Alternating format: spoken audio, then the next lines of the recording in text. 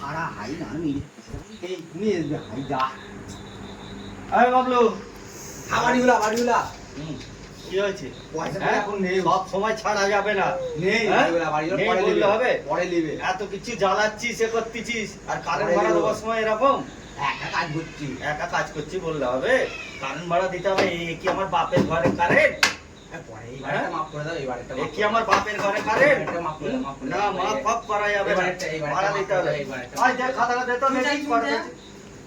ক টাকা হয়েছে? না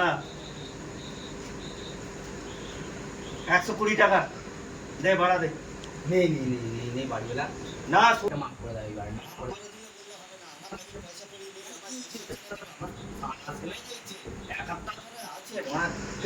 চা ছেলে মনে ঘরে সব খেয়ে সব নিয়েছে। খেয়ে নিচ্ছে? হ্যাঁ রে মা জানিস কি করে? হ্যাঁ। ভাই, ধান নিয়ে গেছে। ঘরে একটা আলু পর্যন্ত নেই রে মা কক কক করে খেয়ে ভাই, নিচ্ছে। ইঁদুরের মতন সব খেয়ে নিচ্ছে? হ্যাঁ দাঁড়া, আমি একটা যুক্তি দিচ্ছি। কি বল? আমার মারা এমন করেছিল, আমি একটা তাবিজ করেছি, হ্যাঁ। আমার রাত 12টার সময় আমার মরে গেছে। হ্যাঁ হ্যাঁ, নিবে? তো দে দিচ্ছি।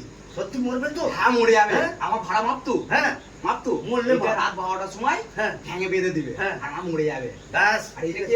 এটা আমার বডিগার্ড ঠিক আছে। নুনু কাটাটা ছিল বলে দিয়ে দিচ্ছি, ওরা ঘরে মারা কি করবি? আমি তো দিয়ে দিচ্ছি মা বাড়িওয়ালাকে। আমার ছেলে নুনু ফলে ধরে যাচ্ছে, কি বলছো? লাগছে।